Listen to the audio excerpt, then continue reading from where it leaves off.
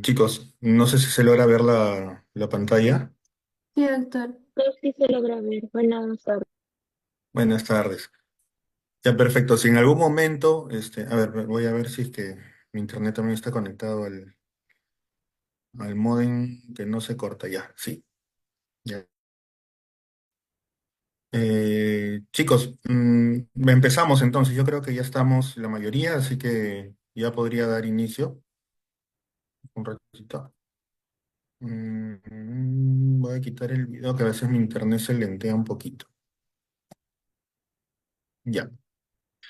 Bueno, chicos, si tienen alguna duda en algún momento o quieren intervenir, levanten la mano y yo encantado de atenderlos, ¿ya? Si en algún momento sienten que no se está escuchando bien, se está interrumpiendo o estoy hablando un poco bajo, también me hacen el comentario.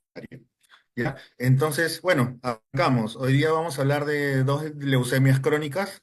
Usualmente cuando hablamos de leucemia se nos viene a la mente una enfermedad terrible que tiene un mal final o que va a ser de un tratamiento muy complicado. Sin embargo, hay dos entidades que tenemos que saber reconocer que no se van a comportar igual que las leucemias agudas, que son las leucemias crónicas. Hay varias, de acuerdo a la célula que se esté clonando, va a tener un nombre, pero las dos más comunes y las dos más representativas son la leucemia linfoide o linfática crónica y la leucemia mieloide crónica, ¿no? Usualmente tienen este nombre porque suele tener cierta cronicidad hasta la aparición de síntomas. Es decir, no es que de una semana a otra ya sea una clínica importante, muchas veces incluso se encuentra en exámenes de laboratorio de manera incidental, en un examen ocupacional, se ve la leucocitosis y finalmente resulta siendo un trastorno clonal, ¿no? Una leucemia, pero que en algunos casos puede llegar a ser indolente y en algunos casos, por suerte no la mayoría, pues puede sí tener un curso un poquito más agresivo. Entonces, empezamos con la LLC, así que vamos a la introducción. Uy, no se cambia, no se cambia de diapo. Ahora sí. Muy bien. La LLC, el primer concepto que tenemos que tener es que es una proliferación clonal de linfocitos B maduros. Ahí está la primera clave, ¿no? Es una clona, es una célula que se ha alterado, se está clonando y son linfocitos B maduros. Esto significa que, que la célula al microscopio también se va a ver madura, ¿no? Pero biológicamente va a ser una neoplasia en realidad, ¿no? Es la leucemia más frecuente del adulto en países occidentales y aumentando su frecuencia, su prevalencia con la edad, ¿ya? O sea, suele ser una enfermedad que predomina en adultos mayores, ¿no? La mayoría de los pacientes no va a llegar con un sangrado ni infecciones graves como sí lo suele ser a veces las leucemias agudas, ¿no? Sino a veces solo ser visto en un hemograma que le tomaron por cualquier razón. Y lo importante aquí es entender que también tiene una presentación un poquito heterogénea, ¿no? O sea, como les comenté, algunos pacientes van a estar años, en el caso del LLCA, años sin necesitar ningún tratamiento y algunos pacientes pues van a progresar, va a progresar su enfermedad y sí van a requerir algunas terapias, ¿no? Este, mm, Otro concepto que tienen que tener acá es que en la LLC diagnosticarla no es sinónimo de automáticamente tratarla, ¿ya? Ahora vamos a comentar, ¿ya? Algunas veces no va a ser necesario, ¿ya? Este, mm, Ujú. Vamos al siguiente. Ya. Aquí hay que tener en cuenta algo.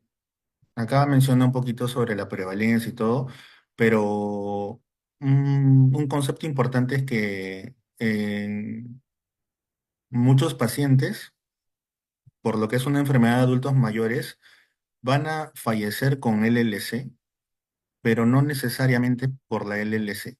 Es decir, hay un porcentaje que se comporta de manera indolente y probablemente fallezcan teniendo leucemia linfoide crónica, pero vayan a fallecer por diabetes descompensada, por una falla renal, por una cardiopatía, por alguna infección, por algún otro problema, ¿no? Que no necesariamente esté relacionado con la leucemia linfoide crónica.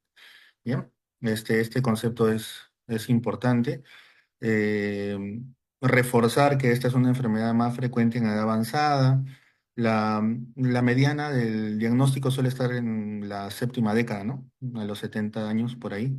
Este, y el curso clínico, como les he dicho, no es uniforme en todos los pacientes, ¿no? Algunos se comportan un poquito más indolente, otros no tanto. Ujú. Entonces, vamos a tener pacientes con LLC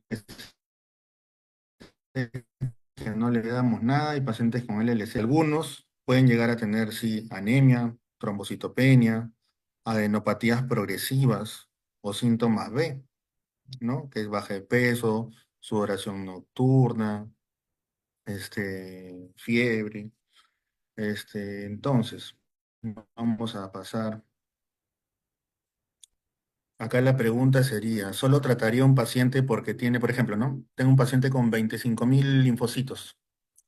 Le iniciaría tratamiento solo por tener 25.000 linfocitos y está asintomático, no tiene progresión en la enfermedad, no le causa ninguna molestia, solo aparece en su hemograma, pero si nadie le hubiera tomado un hemograma, nadie se daba cuenta. Pues en este caso, la respuesta va a ser, ahora vamos a llegar a las tablitas cuando iniciemos o no tratamiento, pero acá la respuesta va a ser, depende, no de inicio, pero requiere un seguimiento, sí, claro, va a requerir un seguimiento para ver que no progrese, ¿no? Quizás se la va a pasar toda la vida sin necesidad de tratamiento. ¿Bien? Acá reforzando la LLC, acuérdense, es una expansión clonal del linfocito.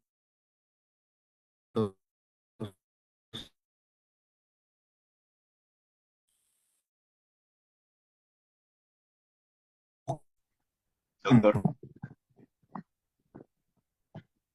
doctor,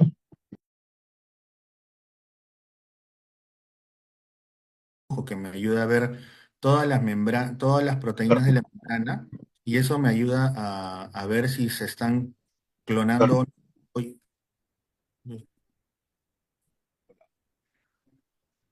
disculpen, chicos. se le está Sí, cortando. chicos, creo que se cortó. Ah, ya. A ver, está bien que me avisen porque a veces mi internet le gusta conectarse a mi módem, el repetidor, mejor dicho.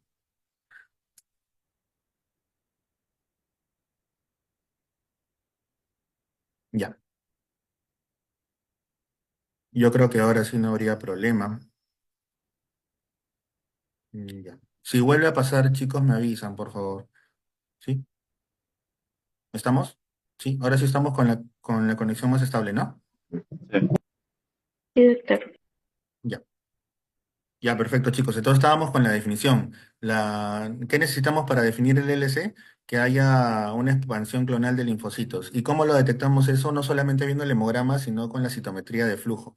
La citometría de flujo nos ayuda a ver el inmunofenotipo de las células, a ver si todas las proteínas de un linfocito y el que está a su costado son idénticas, ¿no? El inmunofenotipo, vamos a llamarlo de alguna forma, es como el DNI del linfocito. Algunos van a expresar CD20, otros quizá lo van a expresar en mayor cantidad, otros CD19, hay otros linfocitos que van a expresar CD3, CD5, quizá los linfocitos T, pero nunca van a ser idénticos. Sin embargo, si hay una célula que se está clonando sin control, se está repitiendo, es como que con la citometría voy a hacer una requisa y 5.000 linfocitos me presentan el mismo DNI, ¿no? Entonces, eso lo puedo saber con la citometría de flujo y por eso decir que son clonales, ¿ya? ¿Es necesario hacer un estudio de médula ósea? No necesariamente. Puede ser suficiente una citometría de flujo en sangre periférica incluso, ¿ya? Bueno, técnicamente debería estar esto sostenido más de 3 meses. ¿Qué pasaría si tuviera una linfocitosis por una infección viral?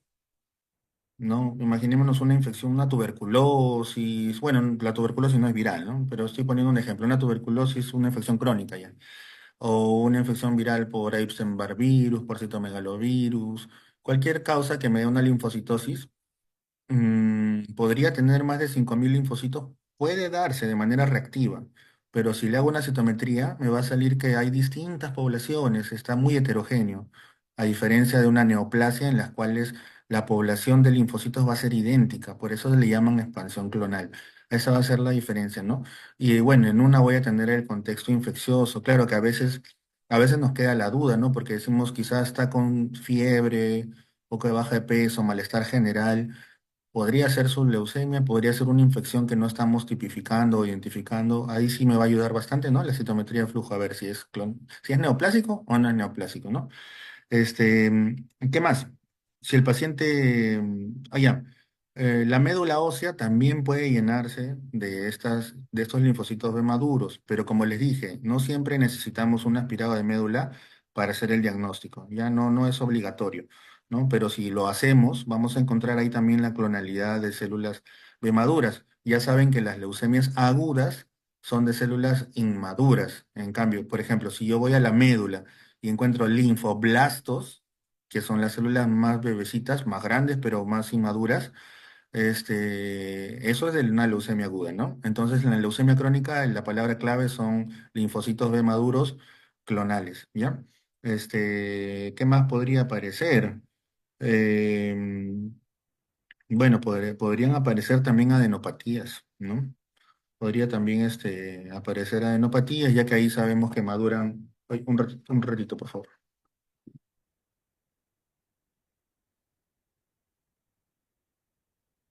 Disculpen, chicos, que mi, gat- mi gatito ha empezado a aprender a rascar el sillón y ya se imaginan. En su rascador no le hace caso. El sillón sí. Y ya. Muy bien. Entonces estamos con la definición, ya la tenemos clara. Así que vamos un poquito a la morfología. En el frotis, ¿qué cosa vemos? Vemos linfocitos pequeños, como ven acá en la imagen, los que tienen el núcleo bastante grande, ¿no? Casi el citoplasma, no se ve casi nada de citoplasma, ¿no? Es un núcleo grande, pero si lo comparamos con el tamaño del eritrocito, no es tan grande. Un linfoblasto sí suele ser más grande. Hay distintos tipos de tamaño de linfoblastos, pero los blastos suelen ser más grandotes, más aberrantes. Este se ve un poquito más uniforme, ¿no? Entonces, si nos informan en el frotis que hay bastantes linfocitos, una infiltración, pues podríamos tener una apreciación quizá por un hematólogo que vea el frotis, pero quedaría también en sospecha, ¿ya? Acuérdense que voy a corroborarlo ya con mi citometría, ¿no? Entonces, en la leucemia linfoide crónica, la célula B, digamos que se va a ver relativamente tranquila, es decir, no se va a ver necesariamente atípica con espigas o invaginaciones o varios nucleolos, no. Normalmente se ve simplemente linfocitos maduros en gran cantidad, ¿ya? Entonces, el frotis de sangre periférica es una pista, ¿ya? Pero no es la confirmación. Ahí va a ser la citometría de flujo, ¿ya? Vemos acá las sombras de Grampech o Grumpech, como quieran mencionarlo. Como se está produciendo tantos linfocitos se van a empezar a romper algunos y la huella que deja su membrana, ¿no? Que ya está lisada, van a ser esto que llamamos sombras de Grampech, ¿ya?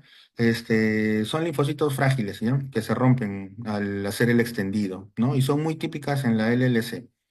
Si encuentro esto, diagnostico el LLC, no. Simplemente va aumentando mi sospecha, ¿no?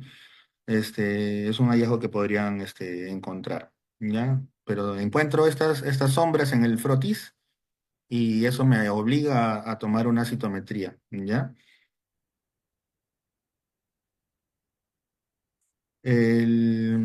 ¿Por qué se llama de Grampech? Esto la verdad que lo descubrieron hace mucho tiempo, hace 2 siglos más o menos. Pero es tan característico que desde hace pues, más de 100 años que lo mencionaron esta persona. Y es bien tan característico que pues hasta ahora se sigue mencionando en realidad en los textos, ¿no? Las células de Gram-Pitch que son muy sugestivas de LLC. En ese entonces no se tenía citometría de flujo, pero ya describían esta característica en este tipo de linfocitosis, ¿no? Que finalmente resultó siendo algo asociado a la neoplasia de células B maduras. Muy bien, vamos por la clínica. La mitad de los pacientes puede estar asintomático y detectarse por la leucocitosis. O sea, vamos a detectar un número, pero no vamos a detectar una enfermedad con una expresión clínica, ¿ya? Cuando hay clínica, ¿qué es lo típico? Adenopatías, o sea, acuérdense, la mitad van a estar asintomáticos, van a estar tranquilos. Examen de rutina nomás lo vamos a encontrar.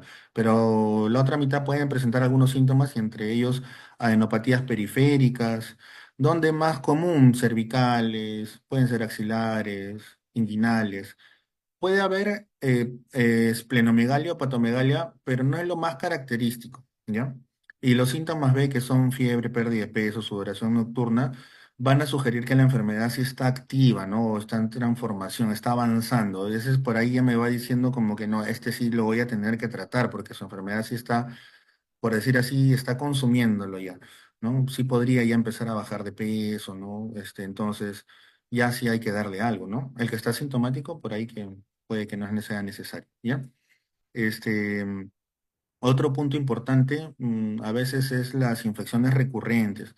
Como estos pacientes tienen muchos linfocitos, ustedes dirían, ah, o sea, tiene más defensas, pero no necesariamente más linfocitos es una buena inmunidad, ya que nuestra inmunidad se caracteriza no por tener tantas células de defensa, sino por tener una estructura de defensa bastante variada, ¿no? Adaptable, es decir, tenemos memoria, tenemos distintos tipos de linfocitos que interactúan entre ellos.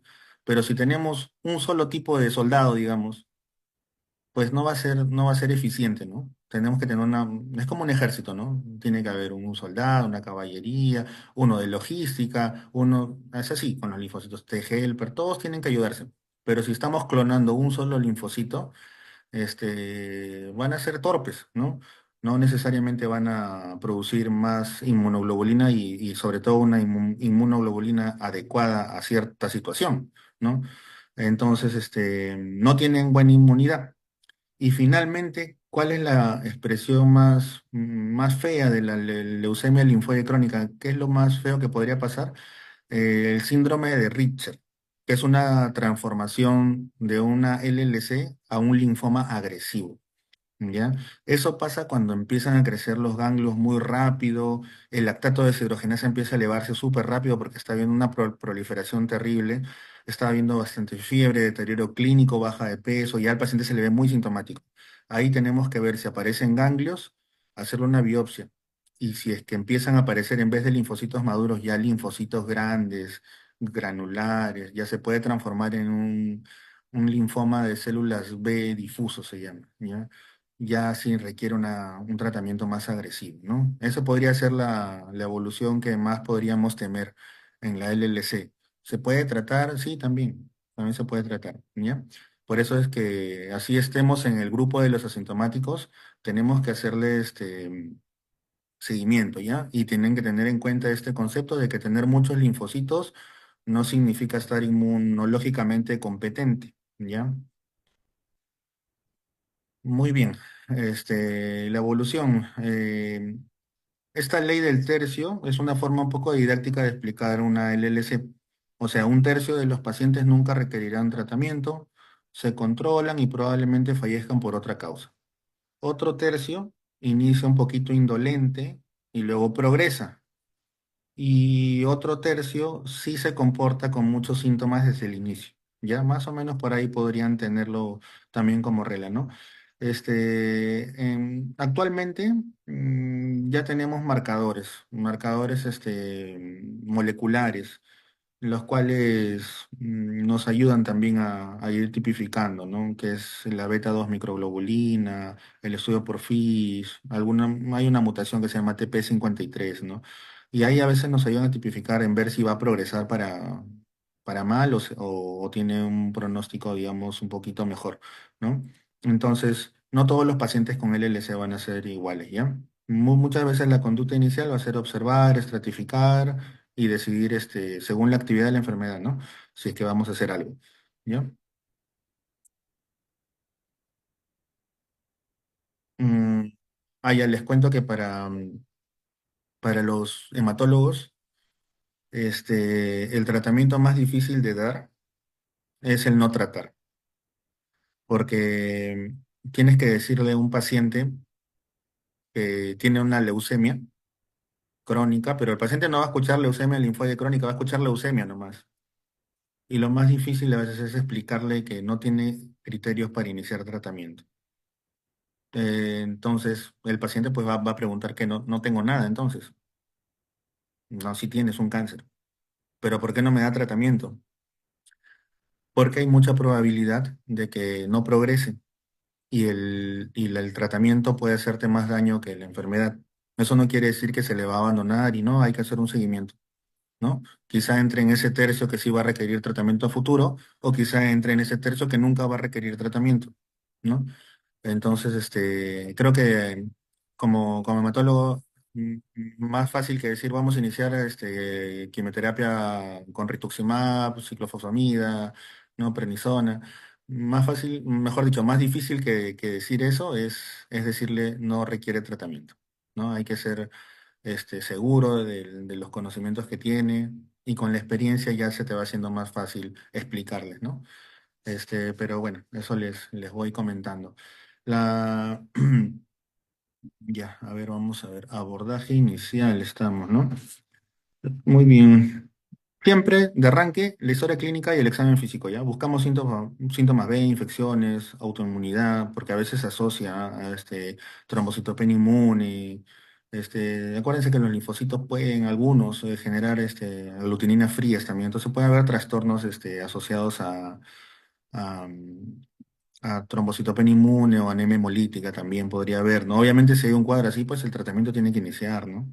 Ya podría pasar, podría pasar. El tamaño de los ganglios, cómo está el hígado, el vaso, el hemograma, el lactato deshidrogenasa nos ayuda como un marcador para ir viendo la actividad, ¿no? Mientras más células se estén clonando al mismo tiempo, pues, y más rápido, probablemente se vayan rompiendo más y por eso el lactato deshidrogenasa va aumentando. La beta 2 microglobulina también nos ayuda al pronóstico, ¿ya? Muy bien, vamos a la siguiente. Esto ya creo que ya lo dije ya. Criterios para el diagnóstico, ya es repetir un poco lo que hemos dicho, ¿no? Ya les comenté, ¿no? Solo encontrar un linfocito que exprese CD5 es diagnóstico, no, tiene que haber una población que exprese, que usualmente estos son los marcadores que expresan, ¿no? El linfocito B maduro, CD5, CD19, CD23, pero lo característico es que tienen que ser clonal esa población, ¿ya? Muy bien. O también lo puedo hacer con un aspirado, pero como ya les dije, no era obligatorio, ¿no? Muy bien. Vamos a ver, exámenes auxiliares. La citometría nos ayuda a responder si es el LC o no. Con el hemograma tenemos el diagnóstico de linfocitosis, pero no tenemos el diagnóstico de leucemia. Eso sí nos va a ayudar la citometría de flujo, ¿ya? El FISH, ¿no? O las pruebas moleculares nos van a ayudar un poquito en qué tan riesgosa o qué tanto nos conviene iniciar tratamiento. ¿Qué buscamos? Una delección del cromosoma 13, el brazo largo, una trisomía del 12. Estas mutaciones suelen ser, por ejemplo, la delección del 13q aislada suele ser favorable. La mutación, la delección del 17p, P es brazo de petit, brazo corto del cromosoma 17. Esta mutación, delección del 17p y la mutación TP53 más bien son de alto riesgo. Entonces sí me ayuda a pedir estudios moleculares. Suena medio engorroso y todo, pero finalmente no me importa cómo se vean en el microscopio. Quizá la citometría no me diga tanto si es agresivo o no. La clínica sí me puede decir, pero aparte de eso estas alteraciones moleculares sí nos van a ayudar, ¿ya? Nos van a ayudar a decir, por ejemplo, si encontramos una mutación de TP53 y el paciente quizá no tiene muchos síntomas, sí ya puedo ir teniendo cuidado de decirle, mire, tiene una mutación que es de alto riesgo, entonces puede en algún momento es más probable que sí empiece a hacer síntomas y tenemos que estar bien vigilantes de cuando iniciamos su tratamiento, ¿no? Entonces, con la citometría nombramos la enfermedad y con los marcadores moleculares podemos conocer, digamos, la personalidad de esa enfermedad, si va a ser indolente o no. ¿Qué otro estadiaje tenemos para decidir sobre tratamiento o no? El estadiaje de Ray-Binet, ¿ya? Esos sí son sistemas clínicos, nos ayuda a guiar por la clínica, ¿ya? El RAI 0 es una linfocitosis sola, el RAI 1 y 2 agregan adenopatías o organomegalia, y en el RAI 3 y 4 ya hay anemia o trombocitopenia. Es como que de lo más suavecito a lo más sintomático, a lo más clínico, ¿no? O sea, lo mejor que te podría pasar es que estés en un estadio RAI 0, que no tienes más que linfocitos que no te generan mayor molestia, y en el RAI 3-4 sí, ya tienes anemia, tienes trombocitopenia, o sea, ya puedes tener una clínica más importante, ¿no? Y Binet clasifica según el número de áreas ganglionarias, ¿no? Y también también con las citopenias. ¿Qué hicieron? Fueron dos, el sistema RAI y Binet fueron dos, valga la redundancia, dos sistemas, pero finalmente se unieron. Se unieron porque son muy similares y se usan los dos. Entonces, cuando tenemos una LLC, usualmente decimos RAI y Binet, por ejemplo, 2A o 2B, una cosa así, ¿no? Y con eso vamos tomando decisiones. ¿Por qué sigue siendo útil? Porque en la consulta, pues antes de cualquier examen molecular, antes de hacer mayores estudios más profundos, ya nos va diciendo si el paciente está en bajo, intermedio o alto riesgo clínico de progresar, ¿no? Entonces, tienen que saber ahora en pregrado que sí, una LLC que ya tiene citopenias como anemia o trombocitopenia, ya podrían colocar al paciente en estados avanzados, ¿ya? Y seguro necesitar tratamiento, ¿ya? Entonces, para el RAI Binet no necesito una citometría de flujo o exámenes moleculares, mejor dicho, ¿no? Suficiente con tu examen físico, con tus manos, con el hemograma y el criterio clínico, ¿ya? Estas son algunas tablitas. Este, Esto resume el estadiaje. No quiero que memoricen todo necesariamente por colores, solo recuerden la lógica, ¿no? Si solo hay linfocitosis, el riesgo es bajo. Si aparecen ganglios o el vaso grande, la enfermedad ya tiene un poquito de más carga tumoral, pero no necesariamente requiere tratamiento inmediato. Y cuando aparece anemia, trombocitopenia, asociadas, ya hablamos de una enfermedad avanzada desde el punto de vista clínico, ¿no? Así que nos ayuda a ir estadiando esta enfermedad. Así que, la otra detalle, perla, como quieran decirles, que en la LLC a veces puede haber citopenias porque la médula se infiltró mucho de linfocitos, pero a veces también puede ser autoinmune. Puede tener ambos mecanismos, pero llegar a citopenia sea el mecanismo que la médula está llena de células neoplásicas, o sea porque se desarrolló un mecanismo autoinmune, ambas ya hablan de una enfermedad avanzada, ¿ya? Muy bien. Vamos a la siguiente. Factores pronósticos. Acá sí ya metemos el tema biológico o molecular, ¿no? Antiguamente solo nos quedábamos en Ravenet, pero hoy ya sabemos que el TP53 alterado, la delección del 17P, el IgHB no mutado, la beta 2 microglobulina, este, son ciertas alteraciones que predicen mayor riesgo, que también tenemos que tenerlo en cuenta, ¿no? Así que, bueno, se los menciono, no tienen que tenerlo en mente, que también se usan estos estudios actualmente para tener un mejor panorama de la enfermedad, ¿no? Y cada vez todas las enfermedades hematológicas se vuelven más dependientes de exámenes moleculares y genéticos, la verdad, ¿no? Entonces, ¿cuándo tratar? ¿Cuándo tratar la LLC? Esta es una de las diapos creo más importantes, chicos. Yo creo que la LLC no la tratamos por solo el diagnóstico, ni por nuestra ansiedad como médicos frente a este hallazgo, ¿no? Sino tenemos que tratar cuando la enfermedad esté activa. Es decir, cuando haya síntomas B significativos, anemia, trombocitopenia progresiva, ¿no? Que se atribuyan a esta LLC, adenopatías que ya causen cierta molestia o que estén progresando, o esplenomegalias o visceromegalias importantes, ¿no? Progresión es una palabra que tenemos que tener bien en cuenta, ¿no? Por más que sea un grupo ganglionar, pero cada vez está más grande, bueno, eso quiere decir que nada lo está parando, ahí tengo que dar un tratamiento, ¿no? Un paciente con un RAI 0, con un Binet A, que está asintomático, se observa. ¿Cómo se le llama a eso en las guías de tratamiento? Watch and wait. Así tal cual. mira y bueno, dice mira y espera, ¿no? Pero en realidad mira y sigue haciéndole controles, ¿no? No hay que hacer mucho. Muy bien. Entonces, acá requiere muy buena relación médico-paciente para saber explicar. ¿Ya? ¿Qué más tenemos que tener acá? Ya, mira, antiguamente, a los pacientes se le daba siempre rituximab, por lo que se expresaban muchos el marcador CD20. Sabemos que el rituximab es un anti-CD20, pero se combinaba con fludarabina y ciclofosfamida, que son quimioterapias más o menos fuertes. O sea, sí le puede dejar sin pelito, sí le puede dar citopenias por la quimio, sí le puede dar una infección post-quimio, o sea, sí se puede morir por la intensidad de la quimio, ¿no? Entonces, estamos hablando que esto es una enfermedad de adultos mayores. Entonces, se ha hecho mucho énfasis con el tiempo en ir cambiando el tratamiento que no está disponible actualmente en muchos hospitales, la verdad. Así que lo que hacemos es muchas veces dar este FCR, pero en una versión light, así se llama, FCR light, y lo vamos progresando de acuerdo a la necesidad. Pero cuando se tiene terapia dirigida, por ejemplo, el venetoclax, hay otros, ¿no? Ovinutuzumab. Son terapias que van dirigidas a un marcador que exprese o sea, ¿por qué son exitosas las terapias dirigidas?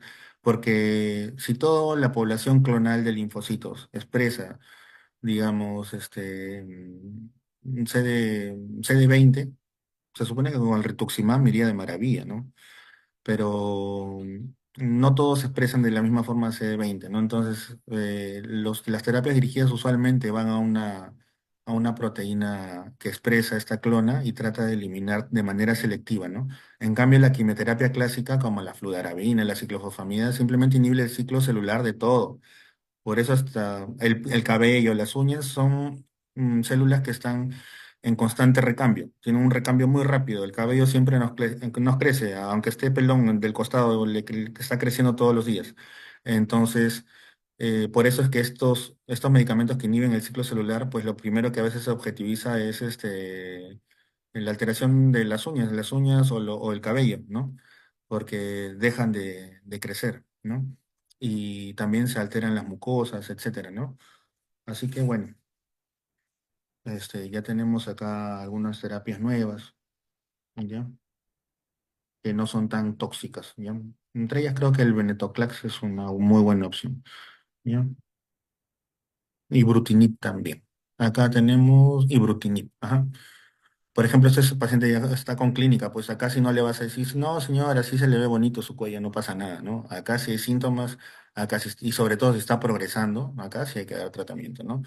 Le podríamos sacar el estadio Ray y Vinel si tuviéramos hemogramas, pudiéramos entrevistar a la paciente, ¿no? Pero ya solo a simple vista viendo su cuello, pues sí requiere un tratamiento, ¿no?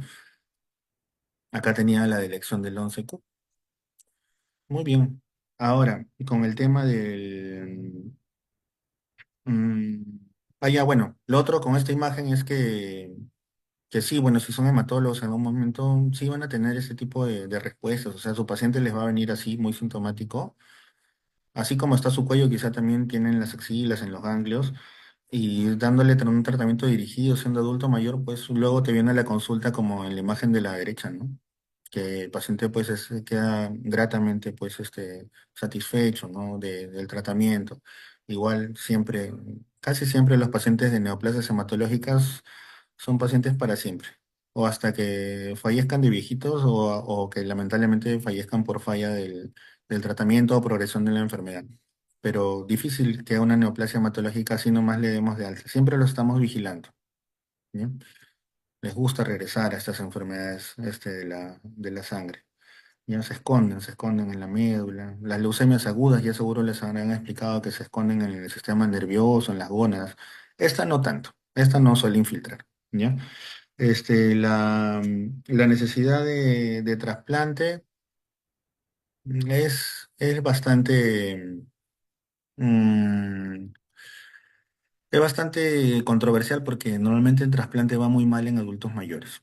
Entonces tendría que ser un paciente bastante joven y que le está yendo súper mal con el tratamiento y que tienen todas las de perder si no se hace un trasplante para que lo acepten. Pero si no, difícilmente, ¿no? En muchos centros de trasplante y en nuestro país, por ejemplo, el corte es 65 años, si tiene más de 65 años, no lo someten a trasplante porque es muy riesgoso, ¿ya? Puede fallecer en el trasplante. De médula ósea me refiero, ¿no? Muy bien. Lo que siempre se prefiere antes de exponer a alguien a trasplante es seguir probando terapia moderna, ¿no?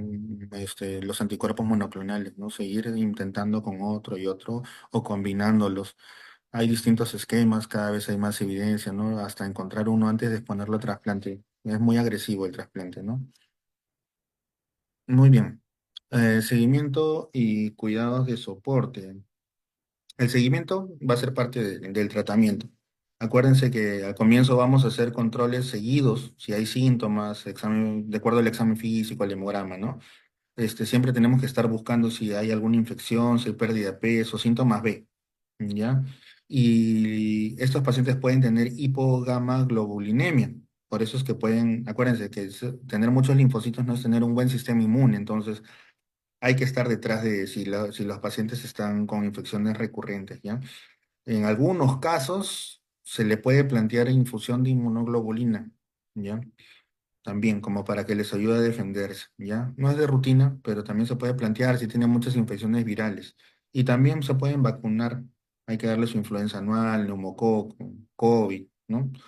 Idealmente vacunas inactivadas, ¿ya? Evitar vacunas vivas porque a veces cuando están inmunosuprimidos pueden desarrollar cierta parte de la enfermedad, así que mejor vacunas inactivadas. ¿Ya? Muy bien, vamos a creo que ya las conclusiones para pasar a LMC.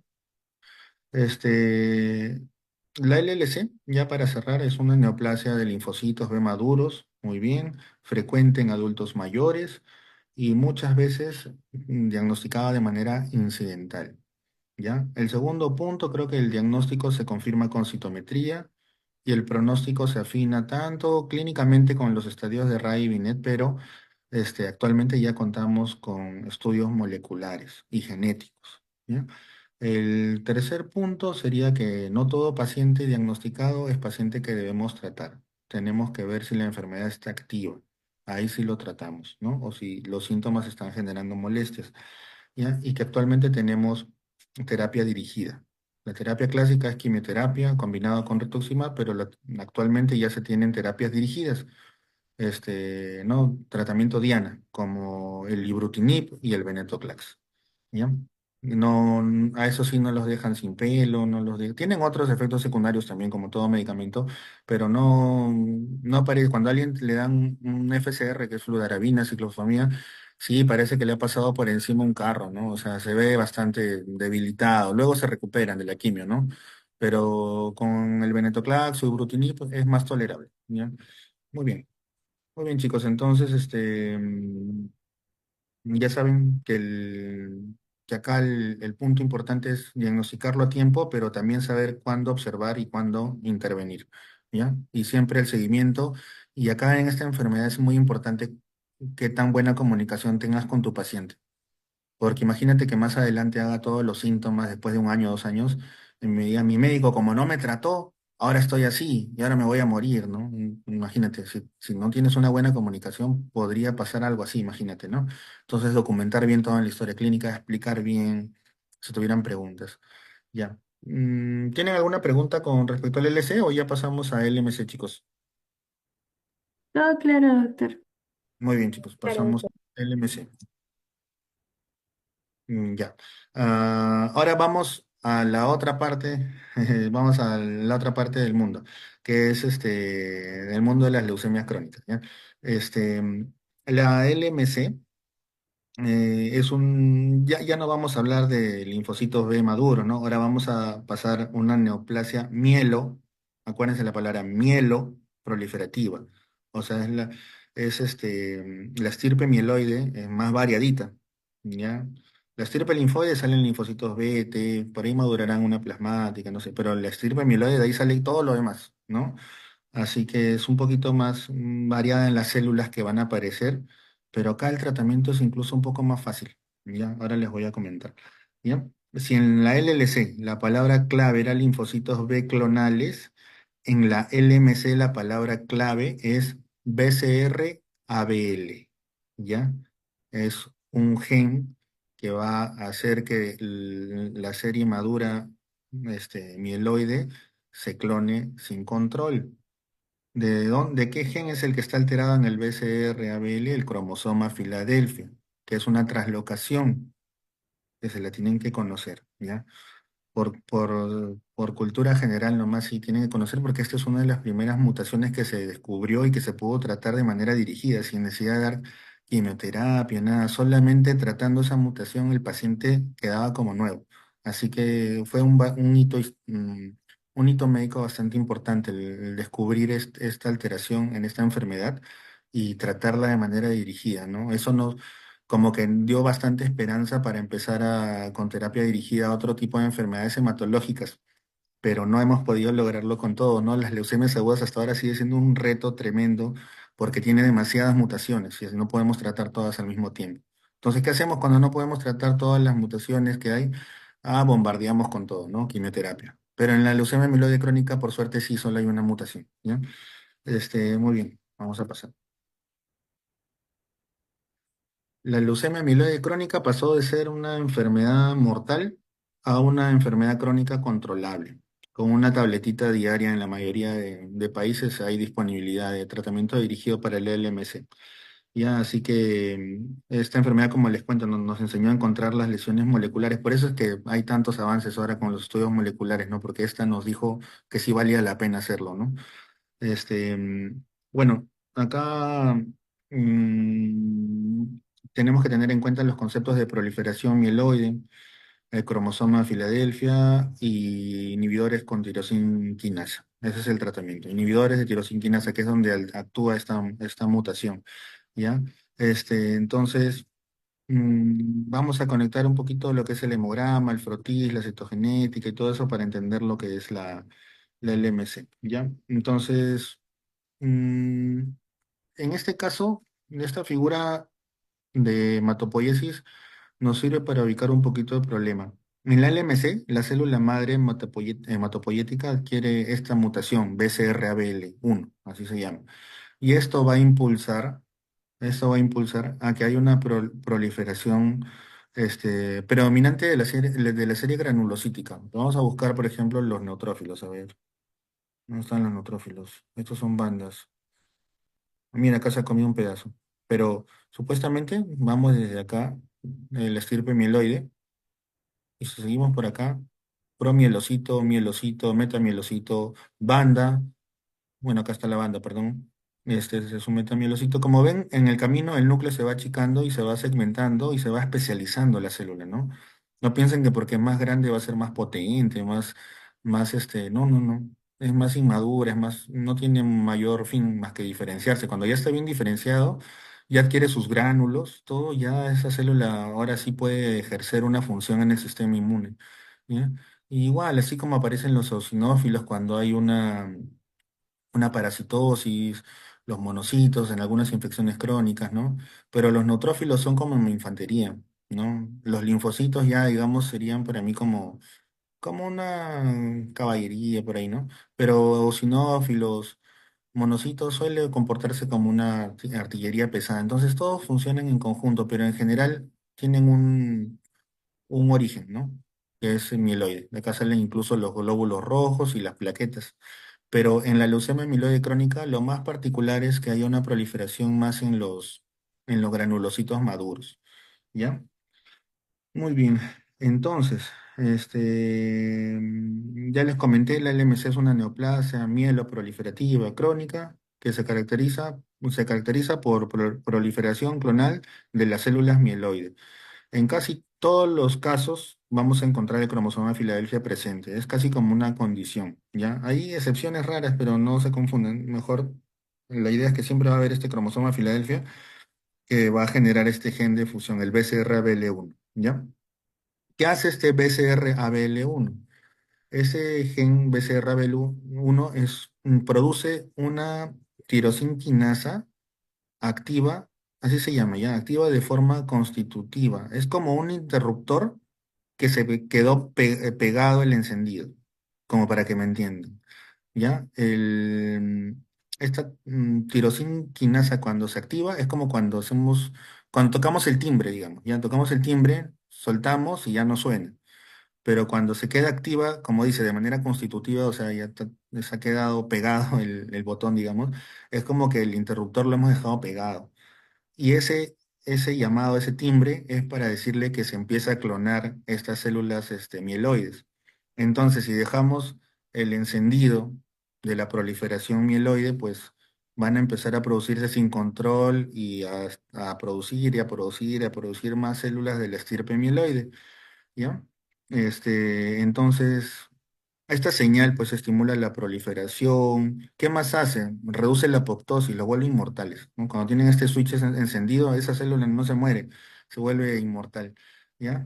Y, y en consecuencia pues se ve una leucocitosis marcada, pero con desviación izquierda, ¿no? Para los granulocitos. Vemos bastantes abastonados, también basófilos, porque tienen gránulos, ¿no? Y es bastante frecuente encontrar esplenomegalia. El vaso dice, ay, ¿qué está pasando? No, voy a empezar a filtrar la sangre que está llena de muchas células, no debería ser así, ¿no? El vaso crece, crece, crece, crece, pero y lucha ahí para tratar de limpiar esa sangre, pero no puede, ¿no? Y sigue creciendo, ¿no? Entonces, BCR-ABL es como que se te ha quedado pegado al acelerador del carro y los inhibidores de tirosina quinasa, que es el tratamiento, son como el freno molecular, lo que va a arreglar el problema, ¿ya? Muy bien. Entonces, este, la translocación es 922, ¿ya? Acá detallan más qué brazos son los que están involucrados. Pero lo que pasa es que el ABL de cromosoma 9 se trasloca con el BCR del cromosoma 22, ¿no? Entonces, finalmente, ¿qué pasa? El cromosoma 22 resulta más pequeñito y le fue llamado cromosoma Filadelfia porque se descubrió en la ciudad de Filadelfia en los años 60. Y como les comenté, fue un hito, ¿no? Por primera vez se asociaba a un cáncer, a una alteración cromosómica que estaba en todos los pacientes con el mismo cáncer, ¿no? Por fin encontramos la causa, por decirlo de alguna forma, ¿no? Así como se descubrió el BPH en el cáncer de cuello uterino, así como lo ideal sería tener que cada cáncer descubramos el origen, ¿no? Para poder tratarlo desde el origen, ¿no? No tener no sé, pues si es un cáncer sólido, no tener que sacar el órgano, sacar todo, ¿no? Poder tratar el origen y que el cáncer se apague. Por eso es que es muy relevante en la medicina, pues el hallazgo de esta, de esta alteración. Años después de que se descubrió, se vio que no solo era un marcador, ¿no? Sino que era en sí la causa de esta proliferación anormal y por eso se logró descubrir inhibidores de tirosina quinasa, que era como el switch. Y entonces cambió totalmente la historia natural de la enfermedad. ¿Ya? Muy bien. Este, Vamos a lo siguiente. Ya, muchos pacientes con LMC se diagnostican por un hemograma de rutina. O sea, acá existen los asintomáticos, también existen los asintomáticos. Ya, cuando hay síntomas, suele haber fatiga, pérdida de peso, sudoración.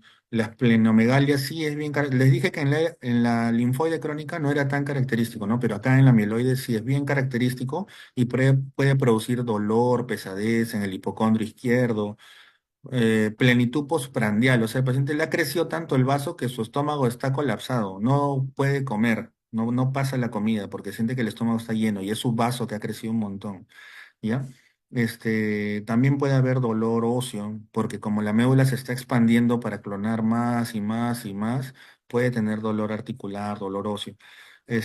También puede, al destruir estas células, puede generar mayor, estas células adentro tienen ADN, ¿no? Y bastante ADN. Entonces, esto se metaboliza y finalmente se produce ácido úrico. Entonces, puede producirle una hiperuricemia incluso, esta proliferación, ¿no? Como una gota, ¿no? Se empieza a ver depósitos de ácido úrico y pueden dañar el riñón. No solamente durante el inicio de la enfermedad, sino durante el tratamiento, porque en el tratamiento se van a destruir bastantes células al mismo tiempo. Entonces, ahí se puede soltar mucho ácido úrico, entonces hay que proteger el riñoncito. Ahí damos un medicamento para que no se produzca tanto ácido úrico, que es el alopurinol, ¿ya? Entonces, ¿cuál va a ser nuestra pista clínica? Un adulto, usualmente esta es enfermedad de adulto, no de niños, puede haber sí, pero no usualmente es de adulto, no tan viejitos como el LLC, pero lo clásico es así, una sospecha clínica lo tendrían un adulto con leucocitosis bien marcada, con desviación izquierda, con vasofilia y vaso grande, ¿ya? Entonces, ¿qué otra cosa más podría pasar? Que el paciente te diga que me lleno rápido, que tengo una masa acá en el abdomen, lo examinas y ves que el vaso está grande, pues ya nos van acercando más al diagnóstico, ¿no? Muy bien. Entonces, esta enfermedad se puede... Ay, uy, acá se me borró, acá había una flechita, pero hablaba como que cómo era la evolución natural. Ya, a diferencia del LLC, esta siempre la tratamos, porque si no la tratamos, sí o sí progresa. Esta sí la tenemos que tratar. Más bien, si está sintomático, bacán. Si lo tratamos, quizá nunca haga síntomas, pero no podemos dejarla sin tratamiento, ¿ya? Podemos describirla como trifásica, ¿no? Tiene una fase crónica, una fase acelerada y una fase blástica. ¿Por qué tenemos que tratarla? Porque si llega a la fase blástica ya prácticamente se está convirtiendo en una leucemia mieloide aguda. Y acuérdense que la palabra aguda ya era miedo, ya era terror, ya era de sinónimo de que se va a morir, ¿ya? Si no lo tratamos. Entonces, no queremos llegar a eso. Por eso desde la fase crónica se debe tratar. Por suerte, como acá bien dice, hasta el 85% de los pacientes lo diagnosticamos en esta fase, ¿ya? Muy bien. Y en la fase crónica responden mejor a los inhibidores de tirosinquinasa. Ya si progresa, aparecen más blastos y todo, a veces se nos va haciendo un poquito más difíciles ya de tratar. Hay que empezar a combinar otras generaciones nuevas de ITK, a veces darle quimioterapia, ¿no? Entonces, como en la fase blástica ya se comporta como si fuera una leucemia aguda, el pronóstico también empeora. Ya hay que evitar llegar. ¿Y de qué depende? Del porcentaje de blastos. En la crónica hay menos del 5% y en la fase blástica es cuando hay más de 20% de blastos en la médula ósea. Por eso acá sí me ayuda el estudio de médula, ¿ya? Para contar los blastos. En el mejor de los casos no tienen mayor cantidad, ¿no? Pero si tienen muchos, ya es un factor de difícil tratamiento, ¿no? Ya nos va avisando que está avanzada esa enfermedad, ¿ya? Entonces, mm, la fase crónica es esa ventana de oro que tenemos que tratarlo y monitorizarlo bien, ¿ya? Para que nunca llegue a la crisis blástica. Muy bien, vamos a seguir con el abordaje. ¿Qué hacemos? Hemograma, vemos la leucocitosis marcada, muchas veces con desviación izquierda. En el frotis muestra todas las etapas de maduración. Ya no solamente es como el LLC, que solo vemos linfomaduros. Acá sí vamos a ver poco más variadito. Vamos a ver granulocitos, vasofilia, como una reacción leucemoide, ¿ya? O sea, como si estuviera muy infectado, pero ya de manera exagerada, así, ¿no? A veces vamos a ver algunas formas un poquito más inmaduras, ¿no? Y en los peores casos vamos a ver tan inmaduros como blastos, como le comenté, ya eso es un signo de alarma, ¿ya? Luego que ya encontramos esta sospecha, confirmamos el diagnóstico con el BCR-ABL, que es un estudio citogenético, ¿ya? Que también se hace por PCR o por FISH, que son técnicas genéticas para detectar alteraciones moleculares.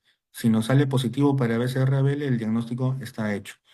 Y solamente pediríamos exámenes complementarios, ¿no? Ácido úrico, LDH, función renal, perfil hepático, para ver cómo está comprometiéndose el paciente y monitorizarlo, ¿ya? Muy bien.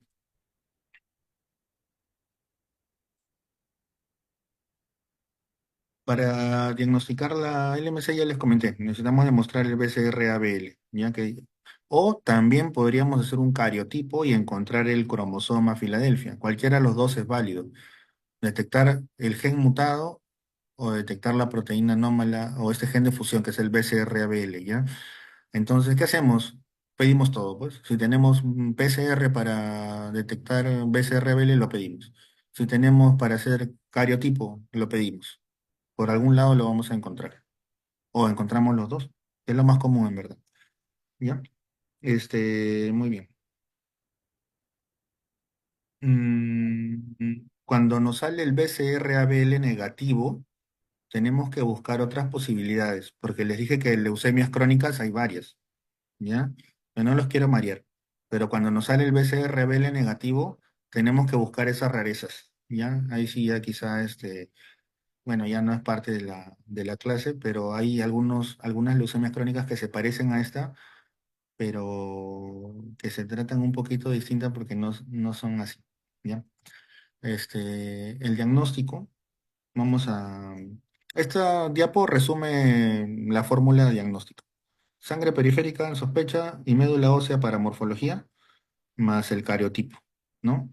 Más el cariotipo o la prueba molecular, ya sea FISH o PCR, para tener el estudio genético, ¿no? El cariotipo que va a permitir ver el cromosoma Filadelfia. Acá tenemos la morfología a la izquierda y a la derecha tenemos este de acá es el cariotipo.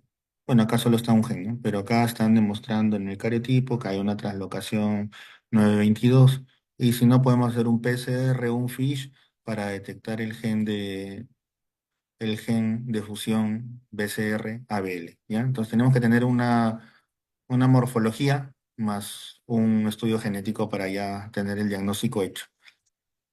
Muy bien, vamos, en la sangre periférica ya les comenté esto, ya les comenté, es bien amplia la morfología, la verdad. Hay leucocitosis desde moderada hasta cifras enormes. Puede haber una LMC que llegue a 1 millón de leucocitos, sí puede haber. Probablemente el paciente va a estar muy sintomático, pero claro que sí puede llegar a tener 1 millón de leucocitos, ¿no? Lo más probable es que antes de eso ya haya ido al hospital, ¿no? Ya se sienta mal.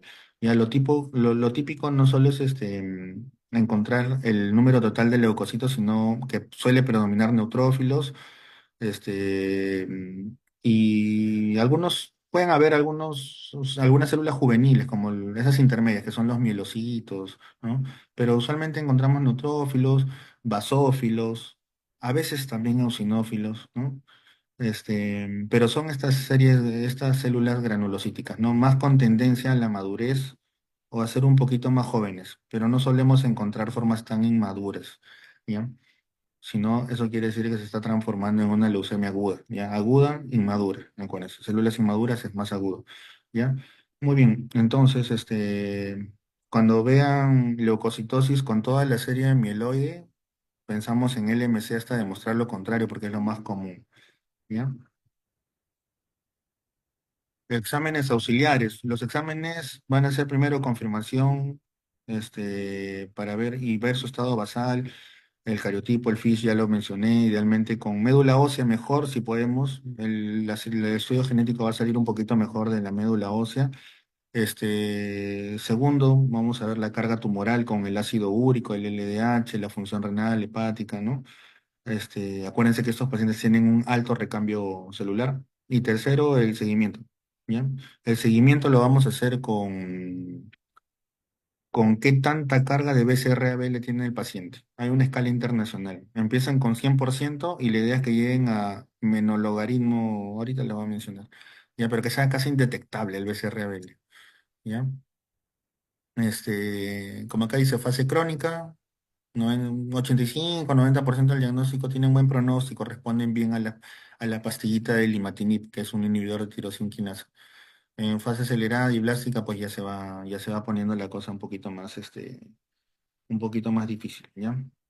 Lo que tenemos que hacer actualmente no solo es normalizar el hemograma, sino molecularmente tratar de desaparecer esta enfermedad. Por eso es que al comienzo el hemograma se normaliza con el tratamiento. Luego el cariotipo se normaliza y luego el gen BCR-ABL ya no lo detectamos. Eso es lo que se trata de lograr en la enfermedad, ¿ya? Acá, como dije, la crisis blástica se ve como una leucemia amiloide aguda, ¿no? Entonces, en la práctica, mm, si vemos que está aumentando blastos, hay citopenia, fiebre, doloroso, óseo, debemos pensar en una transformación a una leucemia amiloide aguda, ¿no? O sea, la leucemia amiloide crónica se puede transformar a una leucemia amiloide aguda, sí, cuando hace crisis blástica. ¿Y el tratamiento va a ser con ITCAS, o sea, con inhibidores de tirosina quinasa? No, ya no.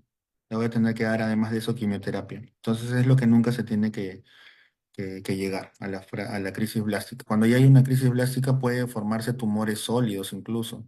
La leucemia puede llegar a formar tumores sólidos, sí.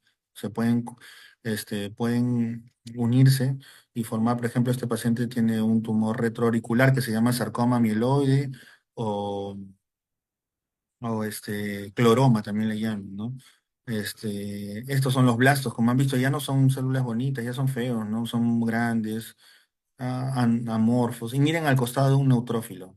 Chiquitito se ve el neutrófilo. El blasto ahí está todo grandote, inmaduro. Es como un bebé Huey, así, grandote. No tiene ni una función más que molestar. Ocupa espacio por gusto. Y si baja como esto también está ocurriendo en la médula, pues bajan las plaquetas, baja la hemoglobina, entonces empieza a haber sangrados, empieza a haber síndrome anémico, ¿no? Ya, acá nomás quería comentar, ya es una diapo para contar un poquito de que antes de los inhibidores de tirosina quinasa, la LMC tenía una evolución casi inevitable, que era una fase crónica por años, fase acelerada y luego se moría, o en la fase blástica. Se llegaba a usar a veces hidroxicarbamida o hidroxiuria, que es un medicamento que destruye células, pero no de manera dirigida, ¿no? Entonces el pronóstico no era el mejor, ¿no? Como acá dice el pronóstico en el pasado. Sin embargo, el pronóstico cambió cuando dejamos de tratar solo las células, de destruir células, y no empezamos a bloquear la causa, ¿no? O sea, cuando empezamos a usar terapia molecular, que son los TKI o inhibidores de tirosina quinasa. La supervivencia de pacientes en fase crónica es casi igual al de la población general. O sea, si a tu amigo, Dios no quiera, le da una leucemia mieloide crónica y está en fase crónica y toma su tratamiento con el ITK, probablemente viva igualito que tú. O si tú tienes otra enfermedad, quizá tú te vas primero. Ya como para que me entiendan. Ha cambiado mucho el pronóstico de las leucemias mieloides crónicas, ¿no? Siempre y cuando lo encontremos en una fase crónica, como es la mayoría de casos. ¿Ya? Muy bien, el tratamiento inicial. En la fase crónica son los inhibidores de tirosina quinasa. El imatinib, así se llama, fue el primero y sigue siendo aún válido, accesible, ya no es caro y es seguro porque se conoce pues de mucho tiempo de uso para los pacientes. En una segunda generación aparecieron el dasatinib, nilotinib y bosutinib. Son más potentes. Entonces, cuando te falla la primera generación, puedes saltar a la segunda generación. Y es necesario que tú dices, ay, pero, o sea, voy a darle imatinib y si mi paciente se pone grave, ahí recién le doy la segunda generación. No, puede ser que con los años falle el tratamiento, pero nos vamos dando cuenta con los estudios moleculares nomás. Antes de que haga síntomas, antes que se le altere el hemograma, vamos viendo que molecularmente ya va aumentando el porcentaje de BCR-ABL y ahí ya podemos decidir cambiar de generación. No tiene que llegar a estar en un estadio clínico así para ya decidir cambiar de tratamiento. ¿Ya?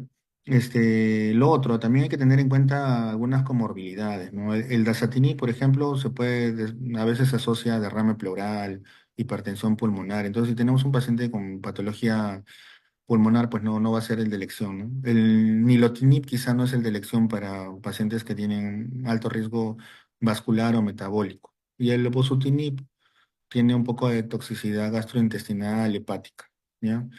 ¿Y cuál es el más de todos? El men, así, el que ya es el más potente, el que cuando ya no funciona nada lo llamamos. Se llama ponatinib, ¿ya? Se reserva sobre todo para los que tienen una mutación. Hay una mutación que se llama T315I. Y esta mutación casi siempre suele ser resistencia a las primeras generaciones de tirosina quinasa. Por suerte son muy poquitos pacientes los que requieren ponatinib, que sigue siendo carísimo y muy escaso. ¿Ya? Bien. Chicos, ya estoy terminando. Sí, sí estamos, ¿no? He visto que acá me han dejado un mensajito. A ver. Ah, no. Era la asistencia. Ah, ya, muy bien. Muy bien, chicos. Entonces, bueno, interesante cómo ha cambiado el pronóstico de la LMC con el tiempo y actualmente estos son los pacientes que más me gusta tener en consultorio. Bueno, llega, te conversan que han hecho los últimos 3 meses, le da su tratamiento para 3 meses, su receta y vuelven a estar en 3 meses súper bien. agradecidos porque quizá en un comienzo sí tuvieron muchos síntomas, pero de ahí haces controles y cada cierto tiempo haces su estudio molecular. Si ves que está negativo, pues estamos bien. Si ves que está aumentando 0,01, 0,1, 0,2, ah, ya, cambiamos. Cambiamos, pero el paciente no necesariamente tiene que ponerse mal, solo que molecularmente estoy viendo una recaída. Cambiamos de medicamento y vamos viendo. Obviamente no 100% todo va bien, ¿no? A veces también doy dasatinib y el paciente llega por emergencia con una fusión pleural, ¿no? Por eso es que hay que tener buena comunicación con el paciente, explicarle también que puede pasar eso. No quiere decir que le va a pasar, ¿no? Pero tiene que saber que siempre puede haber, no hay ningún medicamento que sea 100% seguro, pero dejarlo sin tratamiento, pues no va a irle nada bien. Así que el paciente tiene que aceptar el tratamiento, pero tener en cuenta que también pueden pasar algunas cosas. ¿Sí? Se me bloqueó. Ahí está. Muy bien, entonces las respuestas de LMC, como les dije, se entienden como por niveles, ¿no? Primero la respuesta, acuérdense, primero la respuesta hematológica, o sea, el hemograma se normaliza, desaparecen los síntomas, se normalizan los leucocitos, se normalizan las plaquetas. Las plaquetas también son de la estirpe amiloide, entonces en las leucemias mieloides crónicas a veces las plaquetas las encontramos en 1 millón, 2 millones, parece millonario el paciente de plaquetas, pero de ahí se normalizan. El vaso también le desaparece, ya puede comer. Es muy bien bonito ver una evolución favorable de un paciente con LMC, porque el tratamiento no es agresivo, ¿no? Entonces, tú lo ves cómo va mejorando rápidamente. El segundo, ves la respuesta citogenética. Desaparece el cromosoma Filadelfia en las metafases, ya no lo encuentras. Y tercero, la respuesta molecular. Baja el BCR que se mide con PCR. Con PCR es la técnica en la cual se va midiendo. Hay una respuesta molecular mayor que corresponde a un BCR-ABL menor de 0,1% en una escala internacional que ya hicieron un consenso y dijeron este va a ser los cortes, ¿no? Y ahí tenemos las respuestas moleculares. Y bueno, eso es lo que se va haciendo el seguimiento. Como ya su hemograma está normal, la clínica está normal, nos queda nomás hacer un seguimiento molecular de la alteración del paciente. Ahora, el trasplante. Antes era una de las pocas opciones curativas, pero hoy con los inhibidores de tirosinquinasa ya pasó a un rol ya muy selectivo, ya muy raro, la verdad. Se considera a veces en fases avanzadas cuando se ha transformado a leucemia amiloide aguda y tenga todas las condiciones de ir a trasplante, que son pocos, ¿no? Quizá que sean jóvenes, ¿no? Que no haya ponatinib, pero yo creo que antes de someterlo a un trasplante trataría de buscar alguna generación nueva de ITKs y priorizar el tratamiento farmacológico antes de someterlo a un trasplante, ¿no? Si se ha convertido en una leucemia amiloide aguda, quizás sí le vayan a plantear trasplante, ahí sí estaría bien. Pero en fase crónica, ahí ni pensar, ahí solo con sus pastillitas, ¿ya? Así que no es un tratamiento de primera línea el trasplante de médula ósea, ¿ya? Tiene un potencial curativo, pero también es potencialmente mortal. O le deja morbilidad a los pacientes trasplantados, no a veces quedan tan bien, ¿ya? Muy bien. Objetivos del tratamiento. Ya estamos terminando. El objetivo primero es la remisión clínica, que desaparezcan los síntomas, el vaso se normalice, el hemograma se normalice. Segundo, el control a largo plazo, evitar la fase acelerada o blástica. Y tercero, la calidad de vida. Ya el paciente debe hacer su vida normal, esa es la idea. Ya no estar sobreviviendo al tratamiento, no. ¿No? Hoy, la meta moderna, digamos, en pacientes, es lograr una respuesta molecular profunda, sostenida y se está viendo a futuro en qué momento se le suspende estos medicamentos. Todavía no hay una guía clara. De momento le decimos que le vamos a dar de por vida este tratamiento, pero cada vez hay un poquito más evidencia de algunos grupos que han suspendido el tratamiento y nos van dando la información de cómo les está yendo, si vale la pena después de 10 años quizás suspender el tratamiento o no, ¿no? Entonces todavía estamos en ese punto, ¿no? Todavía nos falta conocer si hay algún momento en que el tratamiento se puede cortar, ¿no? Si hay algunas condiciones o tiene que ser de por vida, ¿no? Conclusiones. Para cerrar, la LMC es una neoplasia mieloproliferativa crónica BCR-ABL positiva.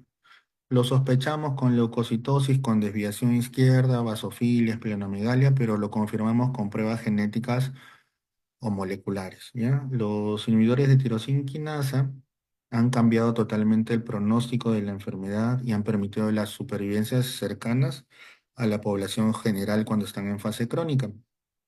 Pero el éxito también depende de qué tan buen seguimiento tengas, que tengas la disponibilidad de hacer estudios moleculares y la adherencia al tratamiento. Algunos pacientes son tercos también, no toman su tratamiento y cuando regresan con todos los síntomas, le vuelves a dar una simple pastilla que no le está causando molestia. Yo entendiera si tiene efectos secundarios, pero a algunos no les causa mayor molestia, pero no la toman y esperan que pasen meses de meses para venir otra vez con todos los síntomas.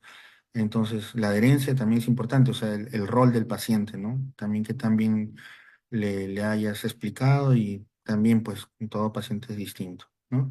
Entonces, la LMC es un ejemplo de cómo una alteración molecular puede convertirse finalmente en un tratamiento específico, ¿ya? Finalmente, una tablita comparativa, yo creo que si quieren algo rápido, la LLC es linfocitos B clonal y LMC es BCR-ABL positivo. Ya, eso sí tenemos que dejar claro. Y ambos suelen ser una enfermedad de adultos, la LLC un poquito más adultos, un poquito mayores, ¿no? Este, y ahí tiene que quedar claro que el hemograma orienta, pero ya el estudio molecular o biológico, es quien nos define finalmente el diagnóstico final, ¿no? Y bueno, y seguimiento a estos pacientes siempre. Así que no sé si tienen alguna duda, chicos. Oh, claro, doctor.